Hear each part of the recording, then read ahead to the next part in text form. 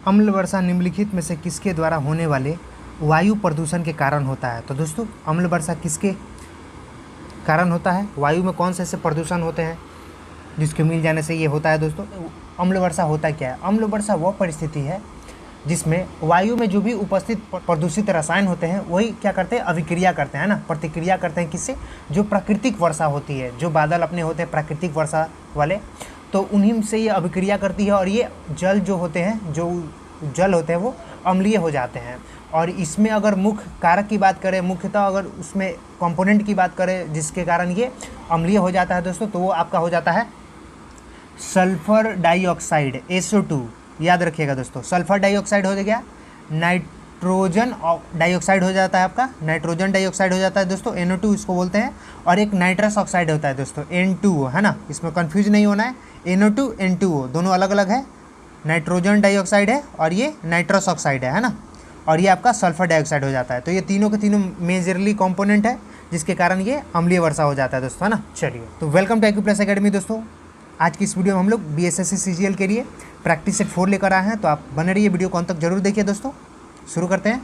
चलिए, Cartagena protocol का संबंध निम्नलिखित में से किससे है? कार्टेजेना प्रोटोकॉल का संबंध निम्नलिखित में से किससे है दोस्तों? तो ये एक्चुअली है जैव सुरक्षा समझौते से, जैव सुरक्षा समझौते से दोस्तों, है ना। एक्चुअली ये आपका 2000 ईस्वी में इसको स्वीकार किया गया था और 11 सितंबर, मैं यहाँ लिख दे रहा हूँ, 11 सितंबर 2003 को इसको क्या किया गया था दोस्तों? तो अप्लाई किया गया था ना, लागू किया गया था, याद रखिएगा दोस्तों। चलिए, तो ये एक जैव सुरक्षा समझौते से संबंधित है दोस्तों। चलिए, वर्ष 2011 की जनगणना के अनुसार जनजातियों की संख्या संपूर्ण भारत की जनसंख्या का लगभग कितना प्रतिशत है?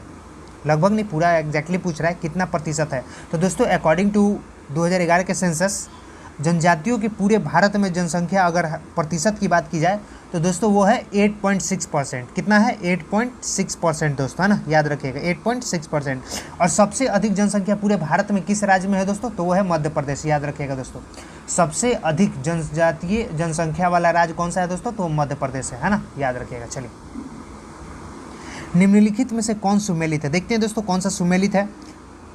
नोखाइलेम अभयारण्य मेघालय में है, नागरहोल राष्ट्रीय उद्यान, पेरियार अभयारण्य और रणथंभौर अभयारण्य। तो दोस्तों इसमें से कौन सा सही है कौन सा गलत है ये हमें देखना है दोस्तों। तो यहाँ पे आप ऑप्शन एक देख पा रहे होंगे, नोखाइलेम अभयारण्य। तो दोस्तों ये नोखाइलेम अभयारण्य जो है वो एक्चुअली कर्नाटक में स्थित है दोस्तों, ना कि मेघालय में, याद रखिएगा। इसके अलावा आप देख पा रहे होंगे उड़ीसा वाला, तमिलनाडु वाला, गुजरात वाला, तीनों के तीनों सही है दोस्तों।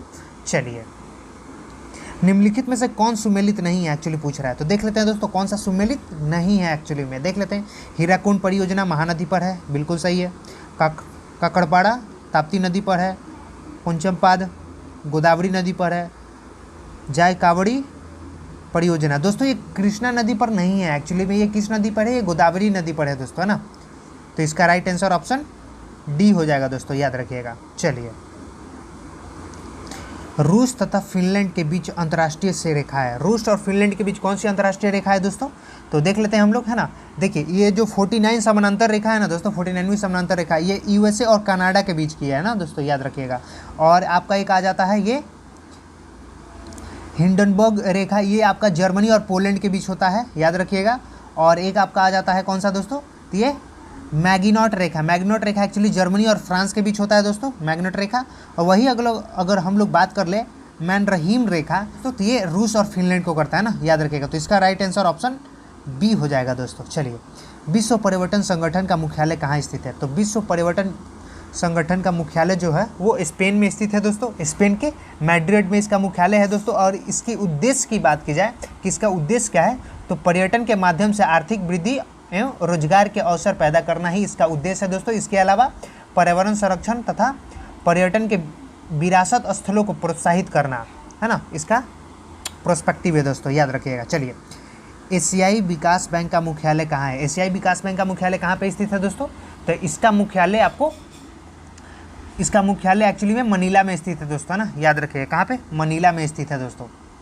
अगर मैं इसकी बात करूँ कि इसकी स्थापना कब की गई थी, तो एशियाई डेवलपमेंट बैंक की स्थापना 1966 में की गई थी दोस्तों। इसमें सदस्य देशों की संख्या की बात कर ली जाए तो 67 बनता है दोस्तों, 67 है ना। इसके 3 प्रतिनिधि कार्यालय हैं, टोक्यो, फ्रैंकफर्ट और वाशिंगटन डीसी में। ये 3 इसके क्या है दोस्तों, प्रतिनिधि कार्यालय हैं, याद रखिएगा। चलिए अगले प्रश्न पे आते हैं दोस्तों। थल सेना दिवस कब मनाया जाता है? तो दोस्तों थल सेना दिवस 15 जनवरी को मनाया जाता है। इसके अलावा 8 अक्टूबर को क्या मनाया जाता है दोस्तों, वायुसेना दिवस मनाया जाता है। वहीं 4 दिसंबर की बात कर ले तो नौसेना दिवस मनाया जाता है। और 16 दिसंबर को विजय दिवस मनाया जाता है दोस्तों, याद रखिएगा। चलिए निम्नलिखित में से कौन सा महल अकबर द्वारा निर्मित है? तो दोस्तों इसमें से कौन सा महल अकबर द्वारा निर्मित है तो देख लेते हैं। देखिए यहाँ पे दीवाने महल शाहजहाँ के द्वारा बनाया गया है, शीश महल शाहजहाँ के द्वारा, खास महल शाहजहाँ के द्वारा। लेकिन ये जहांगीर महल है जो है ना दोस्तों, ये जहांगीर के द्वारा बनाया गया है, याद रखिएगा दोस्तों, है ना। सॉरी, अकबर के द्वारा बनाया गया है दोस्तों जहांगीर महल, जो कि आगरा में ही स्थित है। ये चारों के चारों आपके आगरे में ही मिलेंगे दोस्तों, याद रखिएगा। चलिए मध्यकालीन भारत में मनसबदारी व्यवस्था क्यों लागू की गई थी? तो दोस्तों मनसबदारी व्यवस्था क्यों लागू की गई थी? तो ये सैनिकों की सुगमता से भर्ती हेतु लागू की गई थी दोस्तों, है ना। एक्चुअली आपका यहाँ पे क्या था कि जो सैन्य व्यवस्था और नागरिक प्रशासन को अच्छे से संचालित करने के लिए इसको लागू किया गया था दोस्तों, सम्राट के द्वारा, अकबर के द्वारा दोस्तों। चलिए निम्नलिखित में से कौन सा एक राष्ट्रवादी समाचार पत्र नहीं है? कौन सा एक राष्ट्रवादी समाचार पत्र नहीं है दोस्तों? तो इसमें आप देख लेते हैं, द हिंदू, दी महानता, बंगाली, ये तीनों के तीनों रहे हैं दोस्तों। जबकि आपका ये है द टाइम्स ऑफ इंडिया, ये आपका राष्ट्रवादी समाचार पत्र नहीं रहा था दोस्तों। ये एक्चुअली इसको स्थापित किया गया था 3 नवंबर 1838 में दोस्तों, है ना, पहली बार। और इसका स्वामित्व बेनेट कॉलमैन एंड कंपनी के पास लंबे समय तक रहा था, है ना, याद रखिएगा दोस्तों, 1838। चलिए किस सुल्तान ने ज़मीन पर, सॉरी इसके पहले वाले देख लेते हैं, जलियांवाला बाग नरसंहार किस गांधीवादी सत्याग्रह के संबंध में हुआ था? तो दोस्तों ये रॉलेट सत्याग्रह के संबंध में हुआ था दोस्तों। किस सुल्तान ने जमीन पर फसल की नपाई का आधा राजस्व के रूप में निर्धारित किया था? तो दोस्तों वो थे अलाउद्दीन खिलजी। इन्होंने 50% लिया था सीधा सीधा, और इसमें जो हिसाब रखने वाले थे वो उसको पटवारी को बनाया था दोस्तों। और ये सीधा जो किसान थे दोस्तों उनसे संपर्क में आ गए थे, बीच के जो थे उनको हटा दिया था इन्होंने, बिचवा। चलिए महात्मा गांधी ने भारतीय राष्ट्रीय कांग्रेस की अध्यक्षता कब की? तो दोस्तों महात्मा गांधी ने भारतीय राष्ट्रीय कांग्रेस की अध्यक्षता एक बार करी थी, मात्र एक बार, 1924 का जो बेलगांव का अधिवेशन हुआ था दोस्तों, याद रखिएगा, जो कर्नाटक में पड़ता है। उसके बाद सरोजिनी नायडू बनी थी दोस्तों, भारत की पहली भारतीय महिला अध्यक्ष। विजयनगर साम्राज्य का अवशेष कहाँ मिलता है दोस्तों? तो विजयनगर साम्राज्य का अवशेष कहाँ मिलता है दोस्तों? हम्पी में मिलता है, आपको पता ही होगा दोस्तों, क्योंकि हम्पी इसकी राजधानी थी दोस्तों, है ना। और इसको जो स्थापित किया था दोस्तों, 2 भाइयों ने मिलकर इसको स्थापित किया था, आपको पता ही होगा दोस्तों, हरिहर और बुक्का, 2 भाइयों ने मिलकर इसको स्थापित किया था 1336 में। चलिए और इसको तो आपको पता ही है, यूनेस्को विश्व विरासत स्थल में इसको शामिल किया गया है यूनेस्को द्वारा। चलिए त्रिपिटक किस किस धार्मिक पुस्तक है? तो त्रिपिटक बौद्ध धर्म का प्रमुख ग्रंथ है दोस्तों। इसमें महात्मा बुद्ध के उपदेशों को संग्रहित किया गया है। यह पाली भाषा में लिखा गया ग्रंथ है दोस्तों। इस ग्रंथ में महात्मा गांधी के ज्ञान प्राप्ति के समय से महापरिनिर्वाण तक दिए गए जितने भी प्रवचन है सबको इसमें संग्रहित किया गया है दोस्तों। और त्रिपिटक में आपको पता ही है, शुद्ध पिटक, विनय पिटक और अभिधम्म पिटक आते हैं, तीनों के तीनों पिटक इसमें आते हैं दोस्तों। चलिए मौर्य समाज का 7 वर्गों में विभाजन का विशेष रूप से उल्लेख किया गया है किसमें? तो दोस्तों ये मेगास्थनीज की पुस्तक इंडिका में इसको अच्छे से विभाजित किया गया है दोस्तों। तो इसका राइट आंसर ऑप्शन डी हो जाएगा दोस्तों। चलिए भारत के किस मुगल शासक के समय में इंग्लिश ईस्ट इंडिया कंपनी का गठन हुआ था? तो इंग्लिश ईस्ट इंडिया कंपनी का गठन कब हुआ था दोस्तों? 1600 ईस्वी में हुआ था। उस समय भारत में अकबर हुआ करते थे दोस्तों, है ना। इनकी मृत्यु हो जाती है 1605 में, जिसके बाद जहांगीर बनते हैं दोस्तों।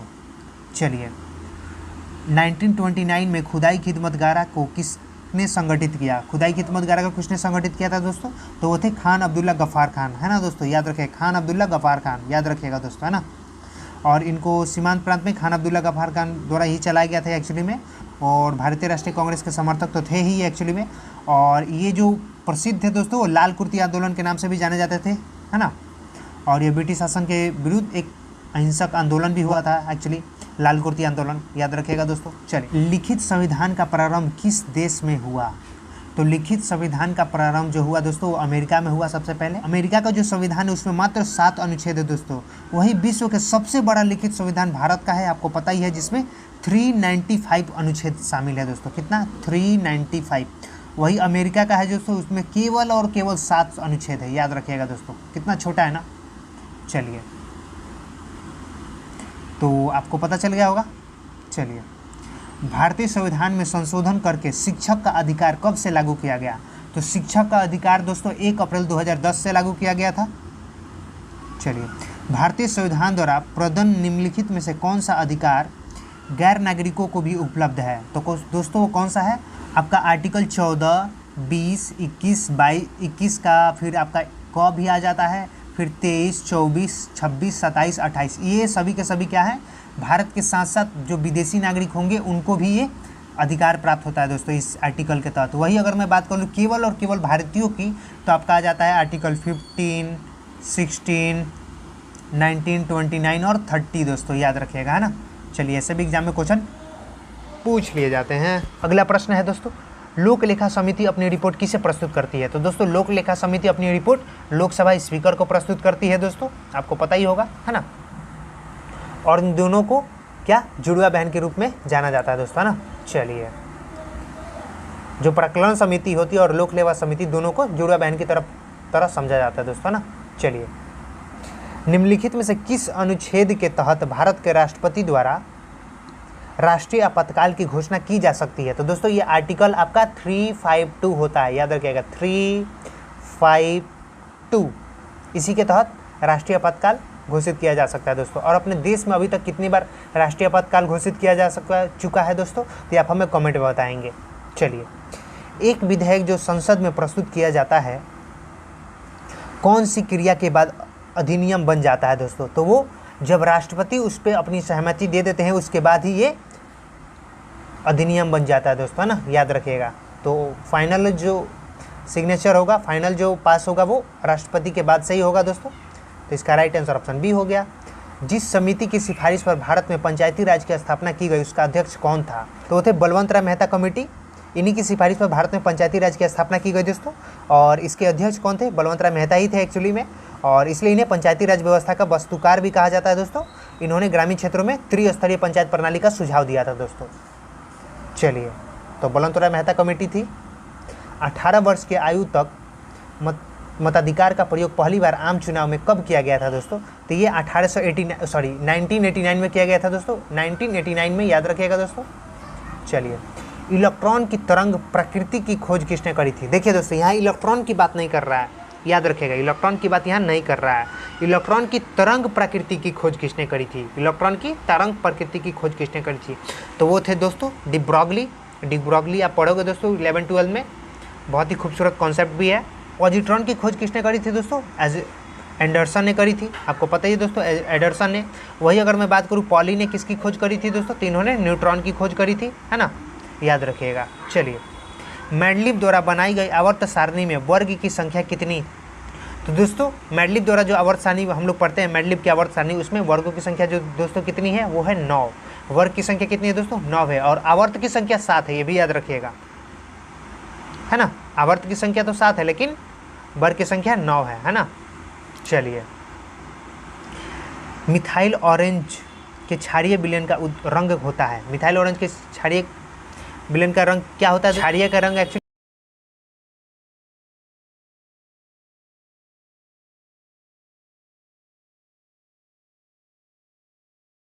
लिटमस पेपर में, अगर मैं बात करूं, लिटमस पेपर में अगर लाल कलर है तो नीला हो जाएगा, बैगनी कलर आपका उदासीन में तो रहता ही है। तो ये सारी दोस्तों आप रहेंगी, आप इसको याद रखिएगा। चलिए, प्राकृतिक रबर को कठोर बनाने के लिए क्या मिलाया जाता है? प्राकृतिक रबर को कठोर बनाने के लिए उसमें कार्बन मिलाया जाता है दोस्तों, आपको पता ही है। चलिए, स्मेल्टाइट निम्न में से किसका अयस्क है? स्मेल्टाइट किसका अयस्क है दोस्तों? तो वो कोबाल्ट का अयस्क है। उजला थोटा, व्हाइट विट्रियोल का रासायनिक सूत्र क्या होता है? उजला थोटा का रासायनिक सूत्र क्या होता है दोस्तों? तो होता है ZnSO4 7H2O, ZnSO4 7H2O, है ना। Zn-SO4 7s2। तो इसका राइट आंसर ऑप्शन बी हो जाएगा दोस्तों। निम्नलिखित में से किस ग्रह का घनत्व तो सबसे कम है? तो दोस्तों वो होता है शनि ग्रह। शनि ग्रह का घनत्व तो सबसे कम है दोस्तों, सबसे कम। अगर बात करूँ कि सबसे ज़्यादा घनत्व तो किसका होता है दोस्तों, तो वो होता है शुक्र ग्रह। याद रखिएगा दोस्तों, शुक्र ग्रह का घनत्व तो सबसे अधिक होता है, वहीं शनि ग्रह का घनत्व तो सबसे कम होता है ना। चलिए, एशिया का सर्वाधिक टीन उत्पादक देश कौन सा है दोस्तों? वो हो जाएगा आपका मलेशिया। कौन सा हो जाएगा दोस्तों? मलेशिया हो जाएगा, याद रखिएगा। मलेशिया एशिया का सर्वाधिक टीन उत्पादक देश है। एक्चुअली मुझे लग रहा है कि एक क्वेश्चन मेरा छूटा हुआ है, देख लेते हैं। हाँ, एक क्वेश्चन छूट रहा है यहाँ पे। निम्नलिखित में से किस देश में विषुवत रेखा नहीं गुजरती है? दोस्तों विषुवत रेखा किस देश से नहीं गुजरती है, यह हमें देखना है। देखिए, सबसे पहले हमें जानना होगा कि विषुवत रेखा कहाँ कहाँ से होकर गुजरती है। तो दोस्तों आप इसको याद कर लेंगे, मैं लिख दे रहा हूँ। इक्वाडोर, कोलंबिया, ब्राज़ील, गैबॉन, आपका कोंगो गणराज्य, फिर लोकतांत्रिक कोंगो गणराज्य आपका हो गई, युगांडा, केन्या, सोमालिया, मालदीव और इंडोनेशिया तथा किरीबाती। ये सभी देश है जिससे होकर क्या करते होती है, विषुवत रेखा गुजरती है दोस्तों, जिसका राइट आंसर ऑप्शन डी हो जाएगा। और इसको मैंने बता ही दिया, शीतोष्ण कटिबंध क्षेत्र की वनस्पति कहलाती है। तो दोस्तों मेसोफाइट कहलाती है एक्चुअली में, जबकि उष्ण कटिबंधीय मरुस्थलीय क्षेत्रों की वनस्पति जेरोफाइट कहलाती है दोस्तों, है ना, याद रखिएगा। तो ये आपका हो जाएगा मेसोफाइट, है ना। चलिए, भारत के पड़ोसी देश भूटान से लगा सबसे लंबा राज्य कौन सा है दोस्तों? तो वो है असम। सतपुड़ा की पहाड़ियाँ जो मध्य प्रदेश में है, सबसे ऊंची चोटी कौन सी है उसकी? तो वो कौन सी है दोस्तों? तो वो है आपका धूपगढ़ी, जिसकी अगर हाइट की बात की जाए तो वो कितनी है दोस्तों? 1350 मीटर धूपगढ़ी, है ना, जो महादेव पर्वत पर स्थित है। इसके पूर्व में ताप्ती नदी निकलती है दोस्तों, याद रखिएगा। चलिए, अंडमान निकोबार द्वीप समूह की सबसे ऊंची चोटी सैंडल पीक स्थित है। सैंडल पीक कहाँ पे स्थित है दोस्तों? तो ये उत्तरी अंडमान में स्थित है दोस्तों। अगर इसकी टोटल हाइट की बात कर ली जाए तो ये होता है आपका 738 मीटर दोस्तों, है ना, याद रखिएगा। अंडमान निकोबार द्वीप के समूह की अगर राजधानी की बात की जाए तो पोर्ट ब्लेयर, जो कि दक्षिणी अंडमान में स्थित है दोस्तों। चलिए, अगला प्रश्न है दोस्तों, जोवाई, सुकड़ी एवं जोजारी किस नदी की सहायक नदी है दोस्तों? ये लूनी नदी की सहायक नदी है, याद रखिएगा दोस्तों, जो कि आपका राजस्थान से निकलकर गुजरात के कच्छ में समाहित हो जाती है दोस्तों, है ना। और ये एकमात्र अंतर्वाही नदी है दोस्तों, है ना, जिसकी कुल लंबाई 320 मीटर है दोस्तों। हम लोगों ने पिछले वीडियो में भी देखा था 320 मीटर, सॉरी। चलिए, देखिए दोस्तों, ऐसे ऐसे प्रश्न तो हम लोगों ने बहुत बार सॉल्व कर ही लिए हैं। हालांकि एक बार आप देख लो, हॉस्पिटल को इतने में लिखा जाता है तो पोस्टल को कितने में लिखा जाएगा, तो सेम इसके कोड को हम लोग डिकोड करते रहेंगे दोस्तों, सेम, और इसके बाद इसी को लिख देंगे। तो बहुत ईजी है दोस्तों, इसमें टाइम नहीं गंवाना है बिल्कुल भी, बहुत ही जल्दी से कर लेनी है। प्रैक्टिस के लिए मैं आपको टेलीग्राम चैनल पर प्रोवाइड करा दूँगा, आप वहाँ से जाकर इसको प्रैक्टिस कर सकते हैं ईजिली। मैंने वैसे इसका एक सेपरेट वीडियो भी बनाया है, तो उसको भी आप देख सकते हैं दोस्तों, लिंक डिस्क्रिप्शन में डाल दूँगा। देखिए, ए बी फिर बी एन, यहाँ लास्ट वाला पॉइंट आप देखो, उससे आप इसको एनालाइज कर लो। इसको मैंने पूरी तरीके से सॉल्व कर दिया था एक्चुअली एक वीडियो में। जितने भी कोडिंग डिकोडिंग के प्रश्न बनते हैं सबको एक सेपरेट वीडियो मैंने सॉल्व कर दिया है ड्यूटेरिया के।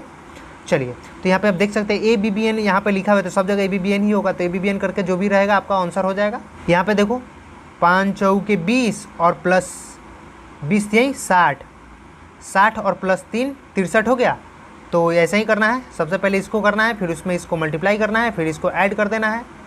मल्टीप्लाई करें 5 से 15, 15 साते 105, 105 प्लस 6, 105 प्लस 6 कितना हो जाएगा दोस्तों? 111 हो जाएगा। तो इसका राइट आंसर ऑप्शन डी हो जाएगा। बहुत ईजी है दोस्तों, ऐसे ही करना है सबको। सेम ऐसे कुछ क्वेश्चन दिए हुए हैं आपको, देखिए ये रेगुलर हम लोगों ने इसको सॉल्व किया हुआ है दोस्तों, बहुत ईजी है ना। इसको देखो, आप सबका क्या करो कि डिजिट को ऐड करो और उसके बाद इसका रिजल्ट देखो। तो 5 + 3 + 4 12 हो जाता है, 6 + 1 + 5 12 हो गया। तो वैसे ही 9 + 1 + 2 12 हो गया। तो लगभग सबका सेम आना चाहिए, है ना दोस्तों, वही हमें अपने को देखना है ऑप्शन के अकॉर्डिंग। तो बहुत ईजी है दोस्तों, याद रखेंगे ऐसे कर करके। चलिए, एक गोलीय दर्पण में परावर्ती पृष्ठ के मध्य एक बिंदु है जिसे डैश कहते हैं दोस्तों। तो गोलीय दर्पण में परावर्ती पृष्ठ के मध्य एक बिंदु है जिसे क्या कहते हैं दोस्तों? तो उसको ध्रुव कहते हैं दोस्तों, है ना, याद रखिएगा। चलिए, किसी चालक में विद्युत धारा उत्पन्न ऊष्मा को किस रूप में निर्वाहित किया जाता है? तो दोस्तों आपको पता होगा, जो ऊष्मा होता है उसका फॉर्मूला भी होता है दोस्तों, एक क्या होता है I²RT, है ना, I²RT। अगले प्रश्न पे आते हैं दोस्तों, निम्नलिखित में से कौन सी एक रासायनिक अभिक्रिया है। तो दोस्तों कौन सी एक रासायनिक अभिक्रिया देख लेते हैं हम। बर्फ का पिघलना भौतिक अभिक्रिया है दोस्तों। रासायनिक अभिक्रिया एक्चुअली होता क्या है दोस्तों, तो वो अभिक्रिया जो एक बार अगर प्रोडक्ट बना दे तो फिर उसको रिवर्स नहीं किया जा सकता है, रिवर्सेबल नहीं होता है रासायनिक अभिक्रिया। वही अगर हम लोग भौतिक अभिक्रिया की बात करें तो वो रिवर्सेबल होता है दोस्तों, मतलब फिर से एक बार आप प्रोडक्ट प्राप्त कर लिए तो फिर उससे फिर से पुनः अवस्था में ला सकते हैं, लेकिन रासायनिक अभिक्रिया में ऐसा पॉसिबल नहीं होता है दोस्तों। ये आपका हो जाएगा मक्खन का खट्टा होना, है ना, फिर से उसको मीठा तो नहीं किया जा सकता ना। यांत्रिक ऊर्जा किसके बराबर है। यांत्रिक ऊर्जा दोस्तों, यांत्रिक ऊर्जा बराबर होता है गतिज ऊर्जा प्लस स्थितिज ऊर्जा, है ना, याद रखिएगा। निम्नलिखित में से कौन सा घोल विद्युत का चालक नहीं है। तो दोस्तों कौन सा घोल विद्युत का चालक नहीं होता है एक्चुअली में, तो वो आपका हो जाएगा ग्लूकोज घोल। जब प्रकाश की किरण एक सघन माध्यम से विरल माध्यम में यात्रा करती है तो वो किस दिशा में मुड़ जाती है दोस्तों, तो वो आपकी अविलंब से दूर की तरफ मुड़ जाती है और उसका स्पीड जो होता है वो बढ़ जाता है दोस्तों, है ना। अविलंब से दूर और गति जो होती है वो बढ़ जाती है एक्चुअली में। इसका राइट आंसर ऑप्शन बी हो जाएगा। निम्नलिखित उपकरणों में से कौन सा चालक में विभवांतर बनाए रखने में मदद करती है। तो दोस्तों विभवांतर बनाए रखने में सेल बैटरी मदद करती है दोस्तों, और ये अदिश राशि होता है विभवांतर। किस वस्तु का विस्थापन डिस्प्लेसमेंट हमेशा होता है, किस वस्तु का होता है दोस्तों, तो यहाँ पे हम लोग देख रहेंगे धनात्मक, ऋणात्मक, शून्य, सभी, लगभग सभी का होता है दोस्तों। डिस्प्लेसमेंट तो सभी का होता है। प्राचीन काल के जानवरों, पौधों और अन्य जीवों के संरक्षित अवशेषों या चिन्हों के अध्ययन का विज्ञान कहलाता है। तो प्राचीन काल के जानवरों, पौधों और अन्य जीवों के संरक्षित अवशेषों या चिन्हों के अध्ययन को क्या कहते हैं दोस्तों, तो इसको पैलियोंटोलॉजी कहते हैं दोस्तों। क्या कहते हैं, पैलियोंटोलॉजी कहते हैं दोस्तों। ऑप्शन सी इसका राइट आंसर हो जाएगा। अगर वही मैं बात करूँ आपको एंथ्रोपोलॉजी, तो एंथ्रोपोलॉजी में क्या होता है दोस्तों, मानव के विकास, रीति रिवाज, इतिहास और उसके परंपरा के संबंधित अगर विषय का अध्ययन किया जाता है तो उसको एंथ्रोपोलॉजी कहा जाता है दोस्तों।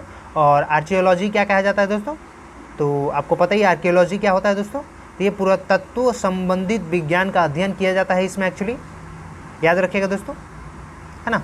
चलिए अगले प्रश्न पे है, ऑस्टियोपोरोसिस किस रोग से संबंधित है। ऑस्टियोपोरोसिस किस रोग से संबंधित है दोस्तों, तो ये हड्डी से संबंधित है, याद रखिएगा, हड्डी से संबंधित है। और आपको पता ही है विटामिन डी की कमी से होता है और इससे बच्चों में रिकेट्स होते हैं दोस्तों, है ना, रिकेट रोग होता है विटामिन डी की कमी से। मानव में बैक्टीरिया के संक्रमण को रोकने के सबसे सरल इलाज क्या है, तो एंटीबायोटिक्स होता है दोस्तों सबसे सरल इलाज। ऑप्शन सी इसका राइट आंसर हो जाएगा। अलैंगिक प्रजनन लैंगिक प्रजनन से भिन्न है। अलैंगिक प्रजनन में क्या होता है एक्चुअली, तो नए जीव जनक जो होते हैं माता पिता के समान होते हैं दोस्तों एक्चुअली, तो इसका राइट आंसर ऑप्शन सी हो जाएगा। चलिए निम्नलिखित में से कौन बढ़ते हुए भ्रूण के लिए पोषक उत्तक का कार्य करता है। तो दोस्तों कौन करता है दोस्तों, तो वो हो जाएगा आपका एंडोस्पर्म, है ना। एंडोस्पर्म एक्चुअली ये काम करता है। एंडोस्पर्म बढ़ते भ्रूण की पोषक उत्तक का कार्य करता है दोस्तों, जिसमें आपका आ जाता है जरायु और अपारा द्वारा ही होता है एक्चुअली भ्रूण का पोषण, जरायु और अपारा द्वारा। एक पौधे के तने या जड़ का घेरा किस कारण बढ़ता है, तो एक्चुअली क्यों बढ़ता है दोस्तों, ये लेटरल मेरिस्टेम्स, लेटरल जो मेरिस्टेम होता है दोस्तों उसके कारण। उत्तक के संबंध में कौन सा कथन सही है दोस्तों, तो इसमें आपका हो जाएगा कोशिका के उत्तक और उत्तकों से अंग का निर्माण होता है, एक्चुअली सही है दोस्तों। फिर उत्तक शब्द का प्रयोग बिचट ने किया, बिल्कुल, वे कोशिका को मूल रूप से दिखाने में और कार्य करने में समान होती है, उत्तक कहलाती है एक्चुअली में वही। तो यहाँ पे तीनों के तीनों कथन सही है दोस्तों। ऑप्शन ए इसका राइट आंसर हो जाएगा। मानव शरीर के भीतर रक्त निम्न में से किसके उपस्थिति के कारण नहीं जमता है एक्चुअली में, तो ये होता है हिपैरिन के कारण दोस्तों, है ना, हिपैरिन के कारण, याद रखिएगा। हिपैरिन के कारण एक्चुअली क्या होता है, रक्त हिपैरिन की उपस्थिति के कारण ही नहीं जमता है दोस्तों, है ना। जबकि फाइब्रिनोजेन रक्त में को थक्का बनाने में सहायक होता है, फाइब्रिनोजेन, है ना, याद रखिएगा दोस्तों, ये बिल्कुल इसके अपोजिट होता है। चलिए नाइट्रोजन फिक्सेशन करने वाले नील हरित शैवाल कौन से फसल वाले खेतों में पाए जाते हैं। नील हरित शैवाल को हम लोग साइनोबैक्टीरिया भी कहते हैं दोस्तों। नील हरित शैवाल किसानों द्वारा जैव खाद के रूप में उपयोग किया जाता है एक्चुअली में। नील हरित शैवाल समान रूप से धान के फसलों को करीब से करीब 25 से 30 किलोग्राम प्रति हेक्टेयर नजन की पूर्ति कराता है ना। इसका राइट आंसर ऑप्शन बी हो जाएगा दोस्तों। कौन सा सुमेलित नहीं है दोस्तों, देख लेते हैं हम लोग। हैजा रोग है, विब्रियो कॉलरी जीवाणु का नाम है एक्चुअली उसका, सही है दोस्तों। फिर कोड आता है क्रुस्ट, कुस्ट जो होता है दोस्तों ये होता है माइक्रोबैक्टीरियल लैप्पी। फिर टिटनेस होता है, वो भी सही है दोस्तों, टिटेनी। फिर आपका प्लेग होता है, प्लेस्टिस के कारण होता है एक्चुअली में प्लेग। तो यहाँ पे जो लिखा हुआ है दोस्तों ये पर्टूसिस के कारण लिखा हुआ है, जीवाणु का नाम एक्चुअली इसका लिखा हुआ है। हेमोफिलस होता है दोस्तों, वो काली खांसी में होता है। तो ये इसका राइट आंसर ऑप्शन डी हो जाएगा, जो कि सुमेलित नहीं है दोस्तों। चलिए, सैयद मुश्ताक अली ट्रॉफी का खिताब किसने जीता था? तो दोस्तों सैयद अली मुश्ताक ट्रॉफी 2021-22 के लिए तमिलनाडु ने जीता दोस्तों, है ना, 2021 में, जो कि 10 से 31 जनवरी के लगभग हुआ था दोस्तों, है ना। और इसने बड़ौदा को हरा कर ये जीता था दोस्तों ट्रॉफी। चलिए,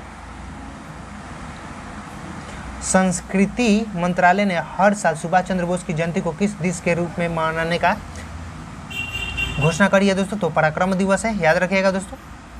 बिहार बजट 21-22 के अनुसार राज्य का राजकोषीय घाटा GSDP का कितना प्रतिशत है दोस्तों?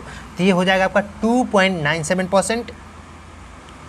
विश्व जल दिवस 2022 का थीम क्या था दोस्तों? विश्व जल दिवस 2022 का theme grounding water making the invisible visible दोस्तों, है ना, याद रखिएगा।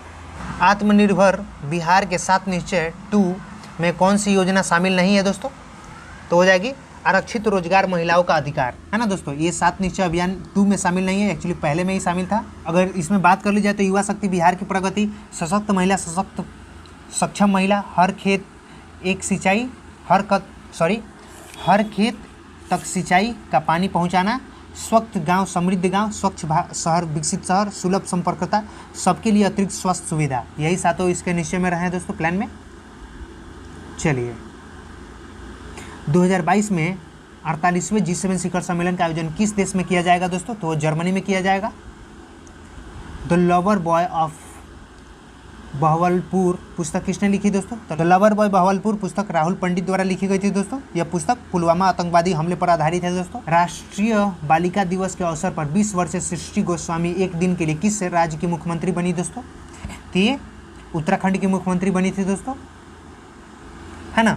20 वर्षीय एक्चुअली क्या हुआ था, राष्ट्रीय जो बालिका दिवस होता है 24 जनवरी को मनाया जाता है प्रत्येक वर्ष, तो उसी समय पर किया गया था दोस्तों। अक्षय ऊर्जा के उत्पादन में भारत का विश्व में कौन सा स्थान है दोस्तों? तो ये 5वां स्थान है अक्षय ऊर्जा के उत्पादन में भारत का। बिहार का पहला खेल विश्वविद्यालय कहाँ बनाया जाएगा दोस्तों? तो राजगीर में बनाया जाएगा दोस्तों। इस संबंध में बिहार विधानसभा में एक विधेयक पारित किया गया है दोस्तों। निम्नलिखित में से किस खिलाड़ी ने टाटा IPL 2022 में पर्पल कैप का खिताब जीता दोस्तों? तो वो थे युजवेंद्र चहल, सबसे अधिक विकेट लेने वाले प्लेयर थे दोस्तों, है ना, 27 विकेट लिया था इन्होंने। चलिए, राष्ट्रीय आय में संबंधित हिंदू वृद्धि दर की अवधारणा किससे प्रस्तुत किया दोस्तों? किसने प्रस्तुत किया था दोस्तों? तो वो थे आपका प्रोफेसर राजकृष्ण, है ना, प्रोफेसर राजकृष्ण ने प्रस्तुत किया था दोस्तों। चलिए,